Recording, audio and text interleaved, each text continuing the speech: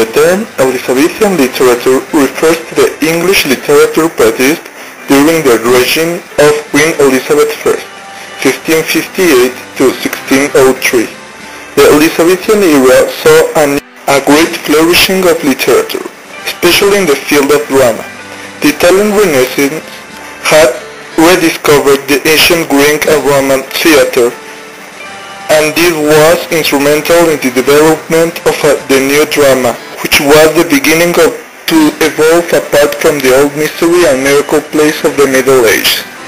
The Italians were particularly inspired by Seneca and Plautus. However, the Italian tragedies embraced a principle contrary to Seneca's ethics, showing blood and violence on the stage.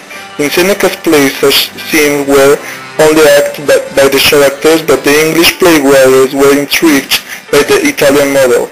A conspicuous community of Italian actors had settled in London, and Giovanni Florio had brought much of the Italian language and culture to England.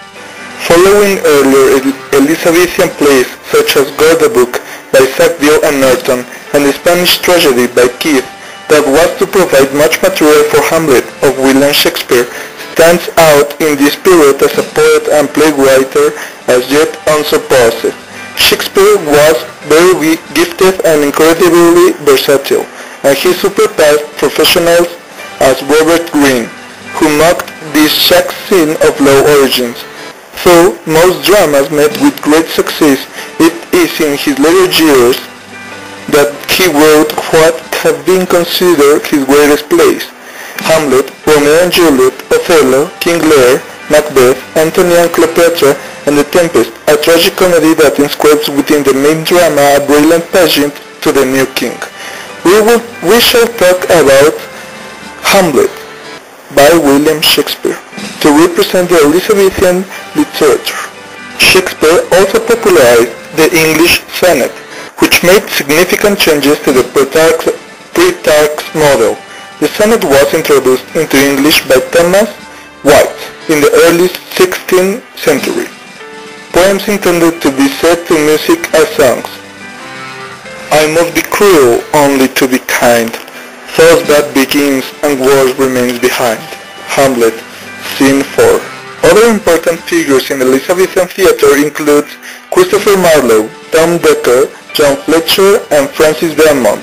The tragical history of Hamlet, Prince of Denmark, or more simply, Hamlet, is a tragedy by William Shakespeare, believed to have been written between 1589 and 1601. The play, set in the Kingdom of Denmark, recounts how Prince Hamlet exacts revenge on his uncle Claudius for murdering the old King Hamlet. Hamlet is Shakespeare's longest play and among the most powerful and influential tragedies in the English literature. Romeo and Juliet is a tragedy written early in the career of the playwright William Shakespeare, about two young star-crossed lovers whose death ultimately unite for feuding families. It was among Shakespeare's most popular archetypal stories of young, teenage lovers. This type of plays were performed in an English Renaissance theatre. The English Renaissance theatre, also known as Early Modern English theatre, refers to the theatre of England, largely based in London, which occurred between the Reformation and the closure of the theatres in 1642. It includes the drama of William Shakespeare, Christopher Marlowe, and many other famous playwrights. English Renaissance theatre is sometimes called Elizabethan theatre. The term Elizabethan theatre, however, properly covers only the plays written and performed publicly in England during the reign of Elizabeth the Queen, 1558-1503. As such, Elizabethan theatre is distinguished from Jacobean theatre, associated with the reign of King James I, and Caroline theatre, associated with King Charles I. English Renaissance theatre or early modern theatre refers to all three sub-classifications taken together. Most famous plays were written and performed during the Elizabethan era.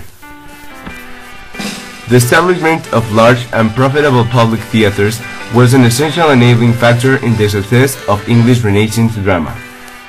Once they were in operation, drama could become a fixed and permanent rather than a transitory phenomenon.